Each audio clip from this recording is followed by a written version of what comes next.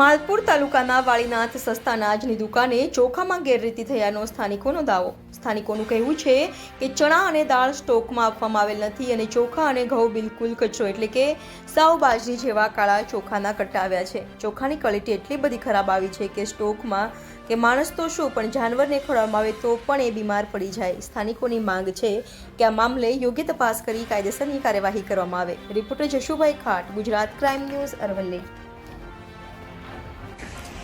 ચોખા કઈ રીતના આવે છે ભાઈ? ચોખામાં ગલપત થયેલી છે, બરોબર। ચોખા બહુ ખરાબ આવે છે, ગ્રાહકો ના પાડે છે। કેટલા કટ્ટા છે? 3 કટ્ટા આવેલા છે, આવા 50-50 કિલોના 3 કટ્ટા છે, બરોબર। ગ્રાહકો ચોખા લેવાની ના પાડે છે, બરોબર। આવા ચોખા કોણ આપવાના એમ? બરાબર।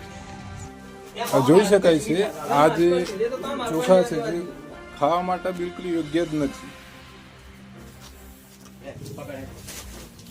આ ચોખા જોઈ લો તમે, ચોખા આવા હોવા જોઈએ, એની જગ્યાએ આવા ચોખા આપવામાં આવે છે।